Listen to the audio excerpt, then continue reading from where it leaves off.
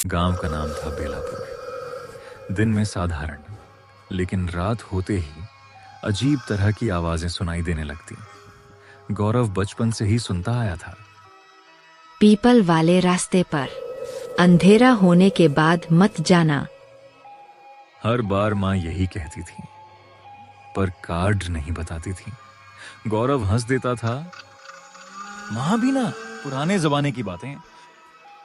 उस रात माँ ने कुछ ज्यादा सख्त लहजे में कहा, गौरव, आज चाहे कुछ भी हो जाए उस रास्ते से मत जाना। मैंने मना किया है, समझा ना? माँ की आंखें डर से भरी पड़ी थीं। गौरव को पहली बार लगा ये डर नकली नहीं है।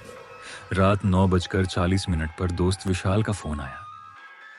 भाई बस स्टैंड पे फंस गया, लेने आजा जल्दी।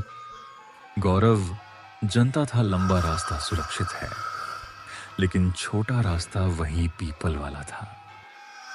घड़ी देखी, माँ रसोई में थी।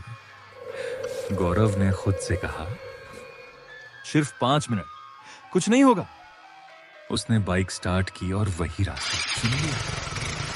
जैसे ही उस रास्ते में पहुंचा, हवा अचानक ठंडड़ी हो गई। पीपल का पेड़ दिन में साधारण, रात में मानो जैसे सांस ले रहा हो। बाइक अपने आप धीमी हो गई। तभी ठक ठक ठक की आवाज, जैसे कोई पीछे से चल रहा। गौरव ने पीछे मुड़कर देखा, कोई नहीं, बस वहम है। उसने एक्सीलेटर बढ़ाया। पीछे से धीमी फुसफुसाहट आई, माँ ने मना किया था। गौरव का खून जम गया। बाइक रुक गई। अब आवाज एकदम कान के पास। फिर क्यों न आया? गौरव चिल्लाया, कौन कौन हो तुम? पीपल के पेड़ के नीचे एक औरत की परछाई दिखी। लंबे खुले बाल, चेहरा दिखाई नहीं दे रहा था। औरत बोली, तू रामू का बेटा है ना?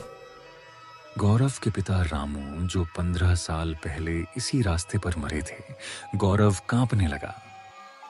तुम कौन हो? औरत ने सिर उठाया। चेहरा जला हुआ, आंखें लाल, चेहरा असामान्य रूप से खुला हुआ। मैं वही हूं जिसे तेरे पिता ने मारा था। 15 साल पहले रामू शराब के नशे में इसी रास्ते से गुजर रहा था। उसने एक औरत को मदद मांगते देखा, लेकिन उसने मदद नहीं की। उसे धक्का दिया, औरत गिर गई। पीपल के नीचे अगली सुबह औरत मरी दिखी। उसी रात रामू की लाश भी इसी रास्ते पर मिली। चुड़ैल चीखी, तेरी माँ जानती है, हर पीढ़ी से एक को यहाँ आना ही पड़ता है। पहले तेरे पिता आया, अब तू आया है। गौरव रोने लगा। माँ ने मना किया था, या मुझे नहीं आना चाहिए था? अचानक गौरव को अपनी माँ की आवाज सुनाई देती है, गौरव बेटा, पीछे मत देखना। लेकिन पीछे खड़ी थी चुड़ैल और सामने उसकी माँ। गौरव की माँ के आंखों से आंसू बह रहे थे। मैंने तुझे इसीलिए मना किया था, क्योंकि जो सुनता नहीं वही अगला बनता है। चुड़ैल बहुत ही जोर से हंसी।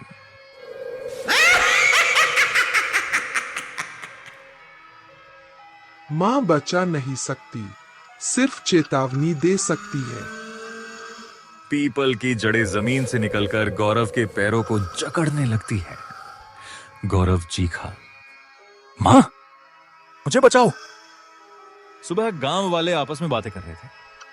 आज फिर पीपल के पेड़ के पास बाइक मिली है। माँ चुपचाप वहां गई। पेड़ के नीचे गौरव का हेलमेट पड़ा था, पीछे खून से लिखा था। माँ ने मना किया था। आज भी बेलापुर में माएं अपने बच्चों से कहती हैं, उस रास्ते पर मत जाना। लेकिन हर पीढ़ी में कोई ना कोई नहीं सुनता, और पीपल का पेड़ अब भी भूखा है।